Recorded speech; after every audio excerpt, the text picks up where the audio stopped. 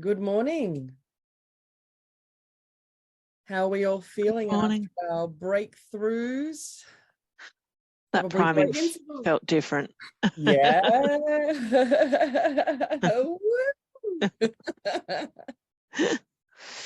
If you haven't yet taken your after selfie, grab your phones and make sure you do.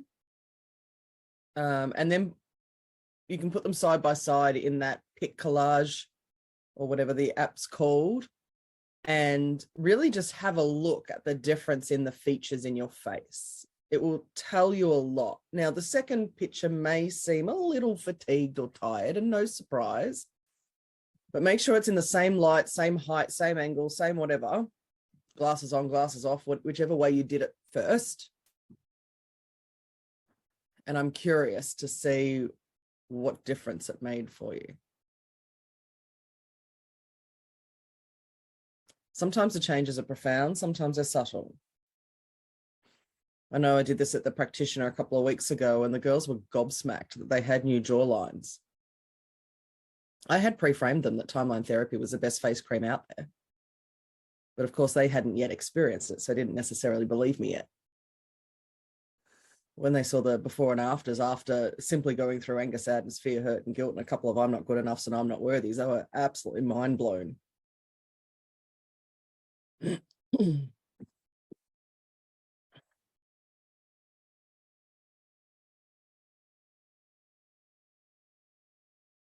I share something? Yeah. So like yesterday with Jackie at the end of the day, we were just doing the goal setting and we were just discussing like the wording, like how, yeah, we're just kind of like honing in on it. And as we were talking about it, this bird, like there's a window right behind me, and I've never ever seen this bird on my land. Like I've never actually seen one of these birds like ever in Tasmania. I don't actually know what it was, but it was a bird of prey, and I often liken a lot of the birds of prey to eagles. And eagle is like my spirit bird, which is a big spiritual sign for me. And it was like, as we were talking about my task, which is like this thing that I've been like thinking about for a long time wanting to do, it like flew like right across there behind the camera and like landed in my feijoa tree and like just sat there. And then like, again, just, it was a very, very huge sign and amazing thing. Because I never, that bird is so, I never see that bird here, Yeah, it was really cool. And you may never see it again. It may have been that one-off sign that you happen to witness. And how strong is that to cement into you the desires and the needs to do these tasks? The thing is, internal change, neurological change is a gift. There aren't that many people on the planet that get to experience what we've experienced by resetting your nervous system and basically doing a factory reset to go, right, I actually feel really good right now. It's what you do with this that counts. So when there's a massive sign, aka a bird, that just comes into your existence, I couldn't think of a bigger, more obvious nudge to make sure you do the do that is going to get you to your goals. Now, obviously, we all know how to get to our goals to some degree. We all know, whether it be, I've got to get to the gym every day, or I've got to get on this bike every day, or I've got to do some Facebook posts or some Instagram posts that I perhaps haven't been doing consistently, or I've got to start doing Facebook Lives and they scare the shit out of me, whatever it is. The thing is, most of us are fully aware what we need to do, but it's the not doing that has led us to our previous lives. And the difference between our previous lives and our new upcoming lives is literally those action steps. It's no more complicated than that. Sometimes we seem to think that we have to have this like amazing knowledge. No. Knowledge helps, but knowledge alone is not enough. There's the old saying, knowledge is power. No, knowledge is potential power. Because you can be the smartest person in the world, but if you never actually do anything with it, who cares how knowledgeable you are? It's just another reason why you haven't yet done what you're going to do. So based on your breakthrough, this is a perfect opportunity to do the steps you've been putting off doing and doing them so repetitively. Make a commitment to yourself. You're going to do them for 21 days. Non-negotiable, no arguments with yourself, nothing, just do.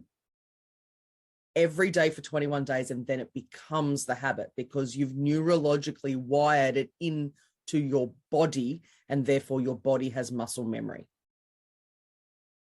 Okay. So let's say, for instance, you go, okay, fine, I'll do a Facebook Live and I know it won't kill me. And you talk for 60 seconds. Great.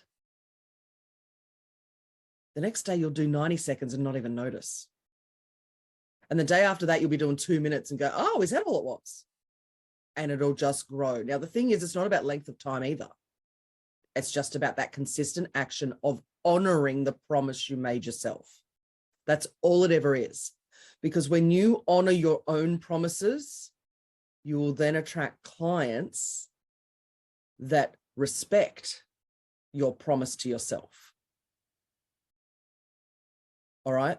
The big gurus out there are not the smartest people, but they're the people that do the do that others won't. They're the ones that honor their own promises to themselves. If you've ever listened to Kerwin Ray, he talks about his promise being his word, and his word basically being, you know, the Bible, pretty much.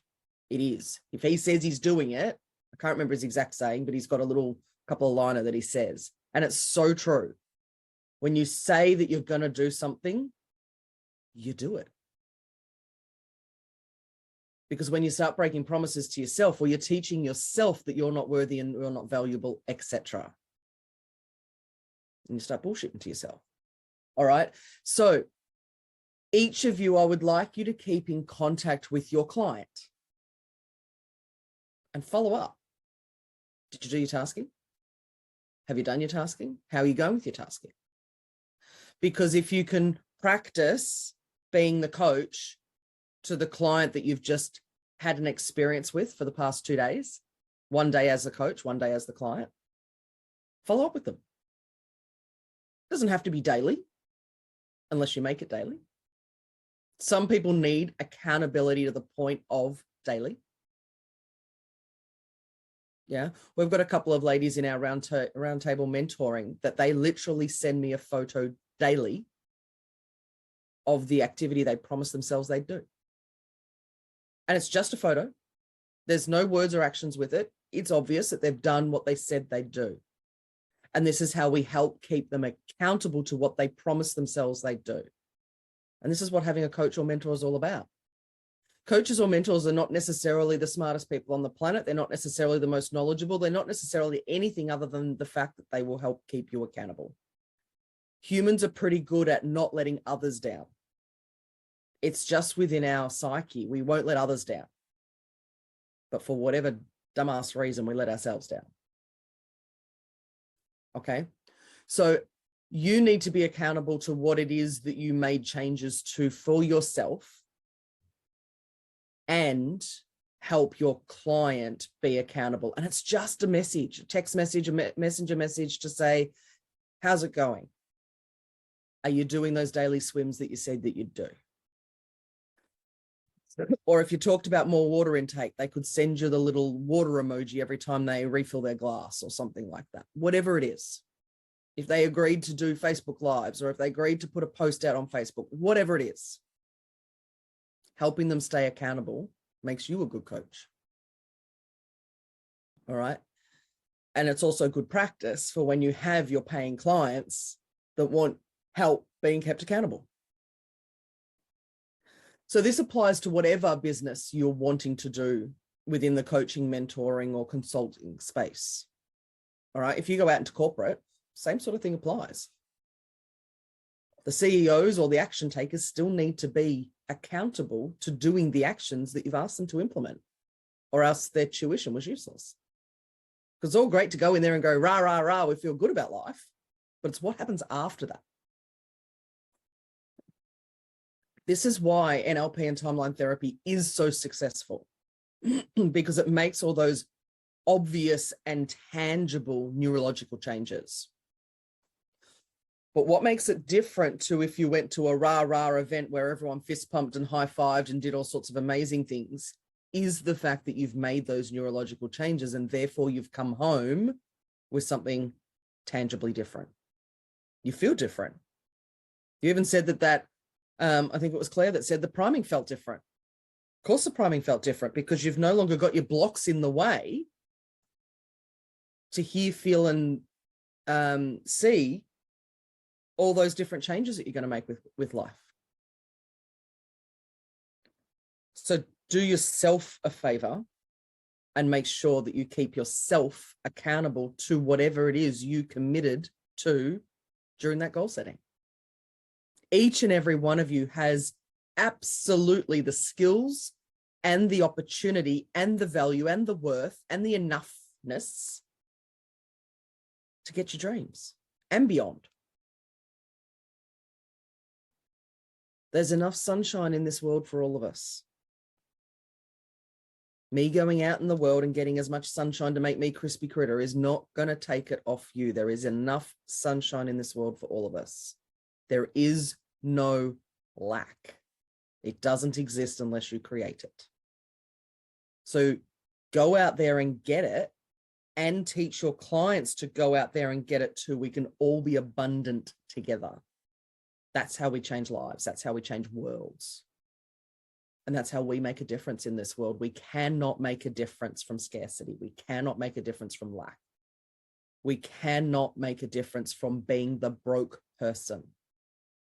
So if your entire life has had that be the theme, I am so excited that today is the new first day of the rest of your life in abundance.